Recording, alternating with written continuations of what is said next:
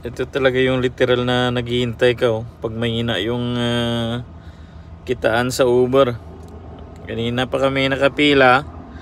Ako isang pasahero pa lang, simula ako alas 9, alas 11 no, $25 pa lang. Yan guys, mahina talaga. Ganito yung buhay ng Uber driver dito sa Las Vegas.